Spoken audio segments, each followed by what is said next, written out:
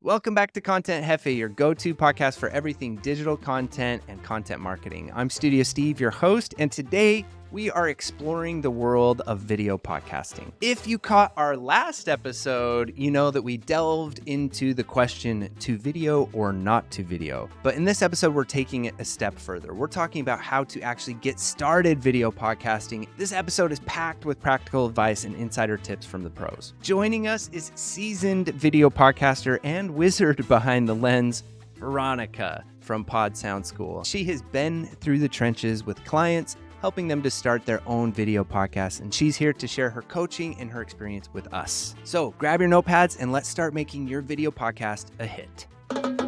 Pod Sound School presents Content Hefe, the podcast that helps online business owners make better content and more money. Let's Hefe up. Hey, Veronica, welcome back. Hi. So really not that much time has passed since our last episode. It's really the same moment. But I knew that we had to break this episode up into two parts because our last episode was convincing people to start a video podcast. And if you haven't checked that out, you can find the link right where you're listening or watching to this episode. But I'm convinced. I'm ready to go. I've been audio podcasting for a while in my situation. Maybe there's also people listening who are just thinking about getting into podcasting. But for me, and in the previous episode, you had to talk me into it. And I know the benefits are I can get a wider reach. YouTube will actually suggest my video podcasts episodes to people. I can repurpose. And now what I'm thinking of is, okay, how do I get started?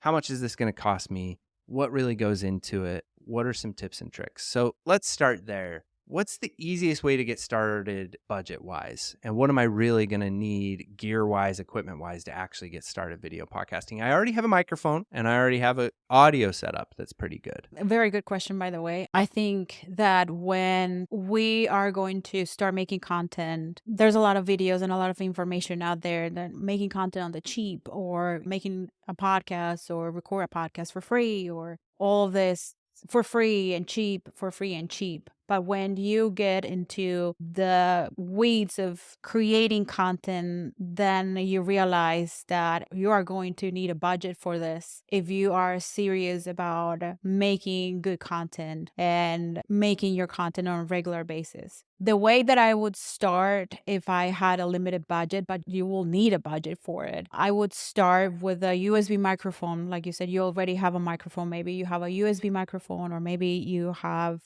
a setup like this with a Shure microphone and you have an audio interface and the audio part of your setup is already taken care of and you want to introduce a camera to the mix. If you have a good quality laptop, if you have a newer laptop, then those come with better cameras because the technology has improved over time. However, the camera that you have on your laptop doesn't compare with a professional camera like the one I'm using right here, but that's a good start just to use the camera on your laptop. You can also buy a webcam. These days, the technology on webcams has improved so much. You get really, really good quality video with any webcam that you can find on Amazon. Then a step above that would be to get your professional camera. And with your professional camera, what I have in my office is the Sony CV1. With the Sony CV1, you're going to need something that is called a cam link to be able to plug your camera into your laptop computer. And that way the input for your video is going to go to your camera. That way you will record and then you will have also your audio going into your computer. Then you can use a camera like the one that I'm using right now, which is a Sony 7A Mark III with a professional lens. It's a 35 millimeter lens and that blurs the background and you look all fancy and nice and it's clear and crisp and professional. Yeah, and for those of you who are just listening to this, if you were to see the video, this is a perfect chance to A/B the difference between my camera is the camera from my Mac Pro, which is one of the nicer laptops available on the consumer market right now. So compare that to Veronica's. You'll see that my background is not blurred out at all, and Veronica's has this really nice blurred out background. She has more definition. I can kind of see the pores in her face, right? I'm a little more just kind of undetailed and it's not as clear and as nice of an image. Also, later on, if we wanted to apply color correction or skin softening or any of those fancy things to make our video pop even more, we have an editor who loves to do that stuff, whatever it may be. That would be more difficult with my footage coming from this laptop camera than it would be from Veronica's footage coming from the Sony a7 Mark III camera. In terms of pricing, you're looking around $800 for the Sony ZV-1, maybe about $3,000 for a professional DSLR camera, which is what you would call the Sony a7 Mark III. You could also go with DSLR cameras like Canon. They have a whole line of really cool cameras, and also Lumix, which is the Panasonic company. A DSLR camera, its main benefits are that it has the ability to use detachable lenses. So you can experiment with different professional video lenses. 35 millimeters is a really nice one. 50 millimeters is really nice. And then you can even get a wide angle lens more in the 20 millimeter range. So then you're getting into, yes, optics. You're getting into photography. You're getting into expanding and learning new things. And you're going to run into some issues. One of the issues that you'll run into with DSLR cameras is you'll need lenses and a camera that can support autofocus. So in the case of Veronica's shot where she's at, there's this little selector on the LCD screen of the camera that allows you to say, this right there, her face, that should stay in focus. Other cameras that autofocus sometimes will autofocus on your podcast microphone, which is great. That used to happen to me. My face would be out of focus, but man, does that podcast microphone look amazing.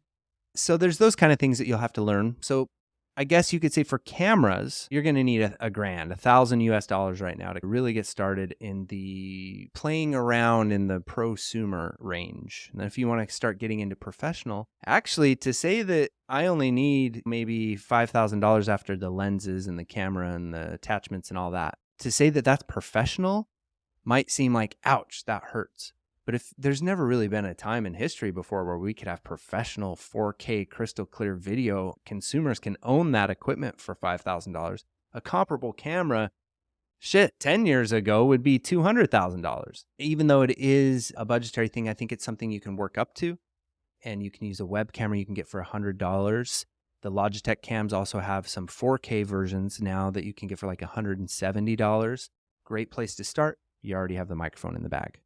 There's other gear that I know I'm going to need. Lighting. So what do I need with the lighting, Veronica? It depends of your recording area. What we use here, and because the space is so big, our studio is big, we use 2 lights, one on each side of my face. And I have to remember that this is an audio podcast, but these 2 lights, they're panel lights, and they are on each side of me, taking care of the shadows on my face. And then the big light that I have shining on me is the Aperture Light Storm. I like a lot of lighting on my face because I think it makes you look younger. I think it makes for a better viewer experience for sure. Unless you are trying to just create this ambience of intimacy, storytelling, and you want some darkness, you create the mood with your lighting. I like a lot of light on my face, and I think it makes me feel more confident, and it makes my face looks better. So those are the lights that we use. We use 3 lights. When we are in a smaller space recording our podcast, we have different rooms and different places that we rotate here when we record our podcast. That space does not require as much light, so we may just go by with the 2 panel lights. And that's it. So you have to play with the lighting until you don't see any shadows on you or on your face. That's important. And also make sure that you're not overexposing, which is having way too much light that if you're a brown person like me, then you're going to look white. Yeah. Which maybe that's what you're trying to do. Who knows? It does get more complicated than that. The good news is, though, with those LED panel lights, the newer LED panel lights, LED Technologies made this accessible for all of us. So you can pick up, I believe, a pair of that around the $200, $250 range.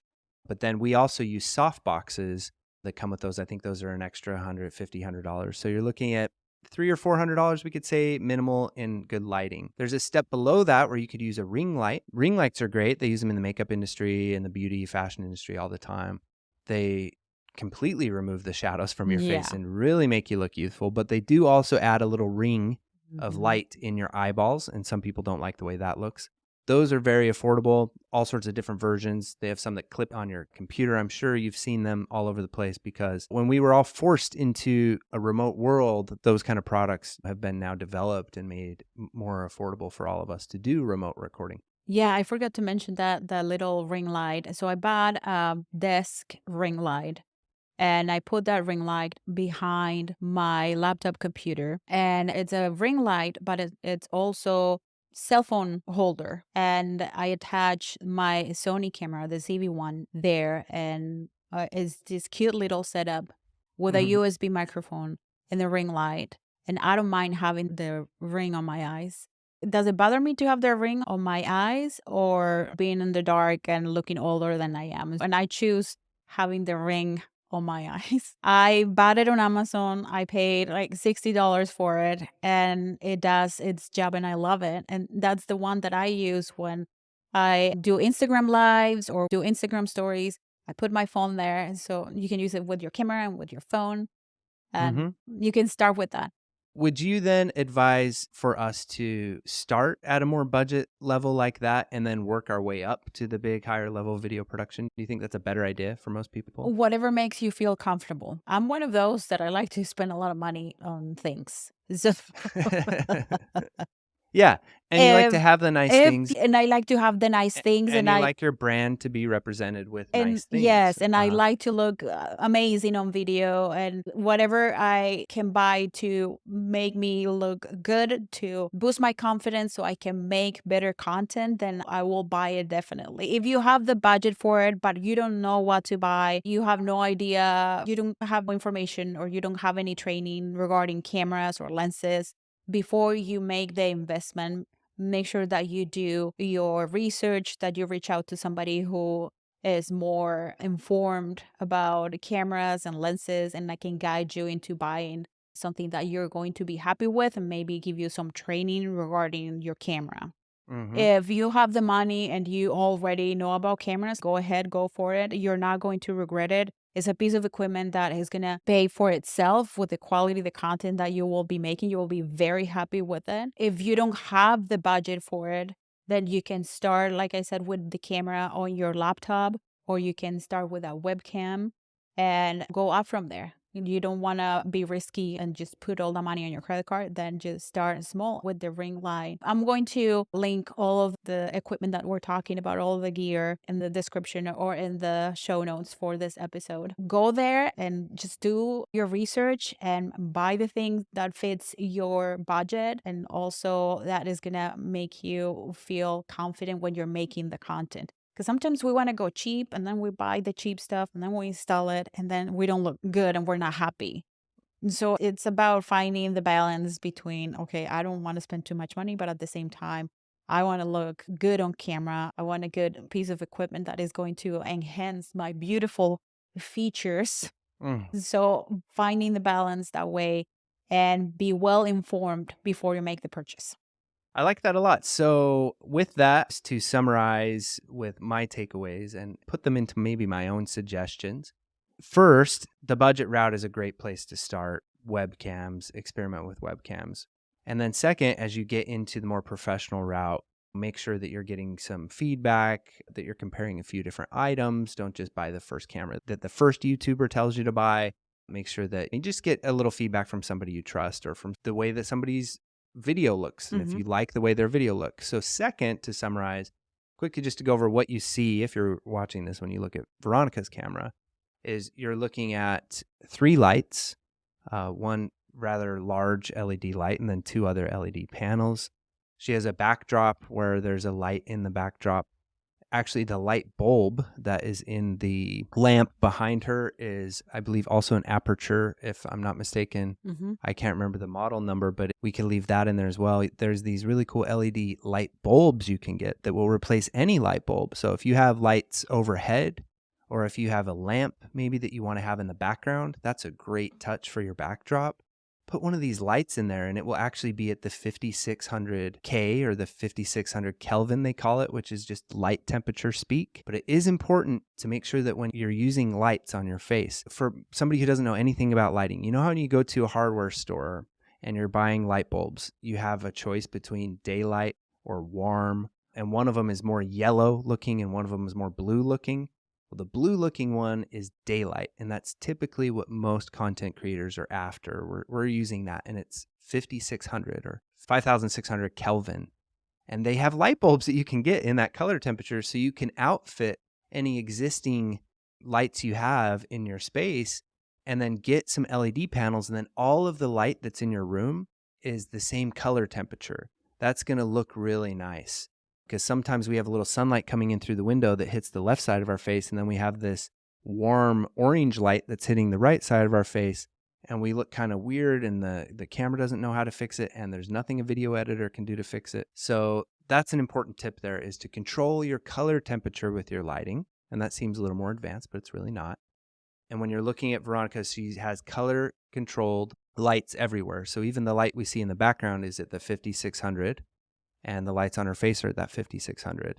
Then she's using a Sony DSLR camera. DSLR cameras allow you to use detachable lenses. And that's cool because the lenses themselves are upgradable. So if you decide you want to get a fancier camera down the road, you can use the same lens that you invested the money in.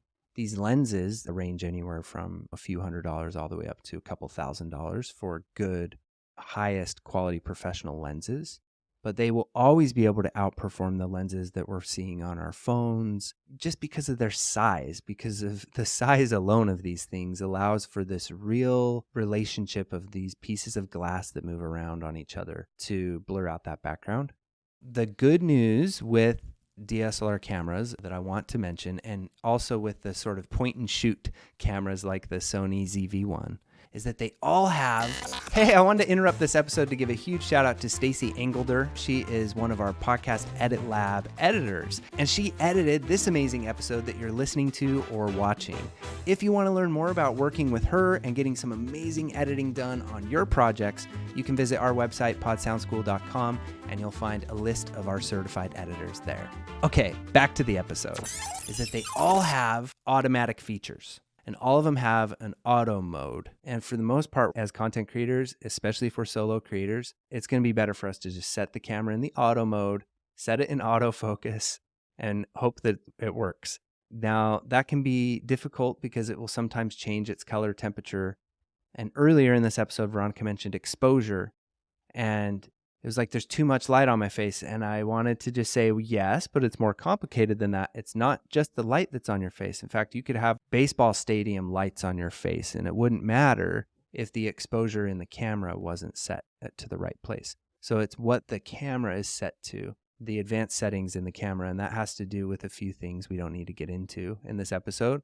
But that's where the auto features will take care of that. They'll take care of the exposure, or in a camera, it's ISO, the aperture settings, or how open the lens is. That's another consideration. All that stuff will just be taken care of because the camera will analyze your scene and it will adjust the exposure for you. So you don't have to worry about any of that advanced stuff. And the technology's gotten really great. And all of us as consumers, we're very used to it because our phones do it so magically. And our web cameras will do that automatically for you too.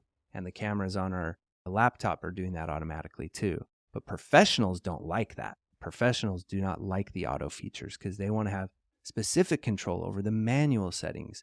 They want to control the manual settings of the color temperature and the exposure of the camera and the focal point of their lenses. It's about finding that balance between, am I making films? Is this cinema? Or am I creating a video podcast? And there is a way that you can strike that balance within your budget. You only need a budget of a few $100s to start, and that's to get some lighting because you already have cameras you can use. And there are also people that are using their phones as web cameras, and then the webcam will be what they hook up to Squadcast or to Riverside. So there's my summary. I wanted to give my nerdy gear, simplify some of those things for people because I hope that's helpful. I should have interviewed you then. We got to do what we can do. I'm glad you got to learn something from me, even though I was the one interviewing you. I have a question for you. Oh, okay. Go ahead. I know that some of you listening can see what's going on, but Stephen was explaining how we have different cameras and how the image is different. And that's something that you won't be able to control when you are interviewing people remotely. Yes. But in the case of, let's say, a host-co-host situation where they're recording remotely, would you recommend to have the same equipment and the same lighting and the same kind of setup just for branding purposes or continuity, or because they're recording so many episodes and they're together. What would you recommend? Yeah, I think in that situation, and I'm sure you would have the same recommendation. If you're with a co-host recording remotely, that's when there's no excuses for any of the stuff that you can excuse when you're recording a different guest every week. Because it's difficult to get guests to comply. Some people just won't do things for you that you have on your podcast, and others aren't technically savvy enough to do certain things for you. And it's really hard to give people coaching. Can we work on your lighting? But I'm glad you brought that up, because that's something that we've now instated in what we recommend as a video podcasting practice, is to have a sound check and a camera check be part of your regular process. So when you first get the guest connected, no matter how big of a wig they are, or no matter how intimidated of them you are, you need to find a way to say, okay, so I always like to start this off with checking our cameras and checking our lighting and our microphone. And you can even involve them in it. Like, do you think I'm too close to the camera? And sometimes just adjusting how close you are to the camera between you and your guest, and just being the same distance away from the camera, can really help to have a nice scene. Also, that's something to keep in mind as you back away from the camera a little bit and show above your chest and even down a little bit into your belly.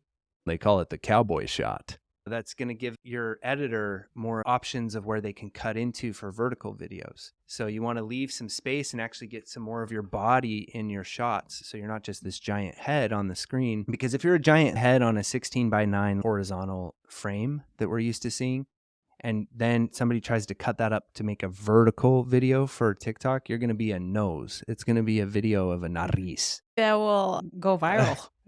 Maybe it will, and you'll be the nose guy. Hot talking nose. Yeah, the talking nose guy. So to answer your question, though, I think yes, when you're doing a co-host situation remotely, you should have things that go with each other. You can play with colors, but you should also use the same camera and use the same microphone and the same audio interfaces. Absolutely. That's going to give you continuity, and it will make you sound even more like you're in the same room. And then finally, I want to express one other thing that I would really encourage people to take an extra step. This is a really easy step to take when you're working with a good editor too, and that's to actually perform a real double ender. Will you entertain me with this? Can I go The there or double no? ender. I've been listening to the double ender for years. Well, can you hear it one more time for our listeners here? So Go ahead. basically, Squadcast and Riverside and Zoom, they're trying to achieve what a double ender is, which is just to take two recordings recorded in a separate location and just put them together as one that we can edit. Back in the day with tape, a guy would be in LA, a girl would be in New York. They'd have an interview. The girl in New York would send the tape to the guy in LA, and an engineer would mix them together. And it sounded like they were in the same room, right? They would talk over the phone, or they'd have a phone, and that's how they were communicating. Well, now we don't really have to do that. But what we can do, because all of us have computers, because we're on our computers, that's how we're looking at each other. And we're using Squadcast already. We can use a very simple solution that's free to download, Reaper, a digital audio workstation. And while we're recording, all we do before we hop into Squadcast is we press record in Reaper. Now we're getting raw audio recorded into our computer that never touches the internet. It won't have any digital artifacts on it. It won't have any of that weird internet noise. And in addition to the files that we share with our editors, the files that we get from Squadcast or Riverside, we can also share the raw files. And this is a common practice with audio professionals all the time, but a lot of people don't take advantage of it. It's that extra 5%. But maybe you're like, you know what? I don't want to spend all that extra time to do that. And that's definitely not something I would recommend doing with a guest, because it's just more work than that extra 5-10% of quality is worth. But if you're with a co-host, it should be common practice. Before you record, okay, you ready for the double ender? Did you press record in Reaper? Yes, I did too. Okay, let's go. And then you press record in your remote recording solution. Also, then you have a fail safe if the remote recording poops on you. So those are some tips and some tricks, some best practices. Now you know, getting into video podcasting, that yes, you're looking at a few $100s, upwards of many thousands, but it's definitely worth it. It's a great way to stand out online. Do you have any final ideas or tips just in general with video podcasting before I let you go? My last thought is to give you encouragement to get started. And we've talked about all of the technical aspects of it and the advantages strategically to grow and to make content that is going to accomplish your goals. But I think something that we didn't talk about was How do you have the courage to add a camera to your microphone, to your podcast setup, and to start recording yourself, and how intimidating and scary can be at the beginning? And like anything else you have learned in your life, the more you do it, the more it will become second nature, and the more you will face those fears and insecurities. Just change the perspective and see if that helps. Think about the people that you will impact with the content that you're making. Think about how needed you are in the industry, how needed you are in this world. If it's your accent or your unique features or something that you like about yourself, put that in perspective of how big your ideas and how important they are in the world. And we all have our things that we don't like. Like there are certain things that I don't like about my face. I'm not going to share those with you because you're going to be like, oh, yeah, her nose. Or, ooh, his ears. But forget about those and do it. Forget about those and start recording video, please. If I was so naive when I got into making videos, maybe that being so naive, I wouldn't care about the little nuances and technicalities and obstacles that we put on ourselves. I Mhm. just went ahead and did it. We all have to go through that rite of passage. We all have to look stupid. We all have to look.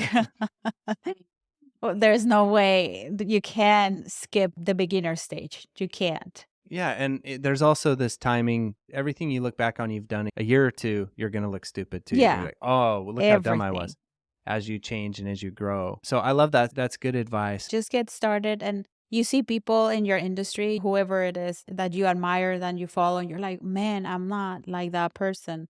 Well, that person has been making content for years. And if you go back and see maybe the first video that they uploaded, the first podcast that they posted, then that will give you a little bit of encouragement, because here I am, like, you may think that, oh, they're so confident and they have it together. I still stumble upon my words.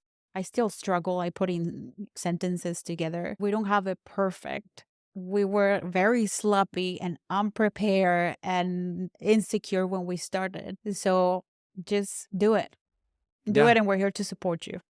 Yeah, and if you do have any questions about video podcasting or anything, you can I'm here find a for you, honey. yeah, I mean, you can find out how we can help you. The Pod Sound School works with clients on a project by project basis, and you can find out more about that by going to podsoundschool.com. Now, we're very selective with the projects that we choose to work with.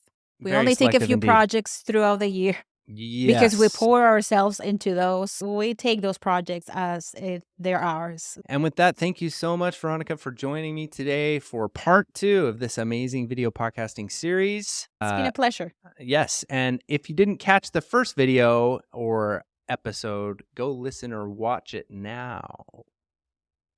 Indeed.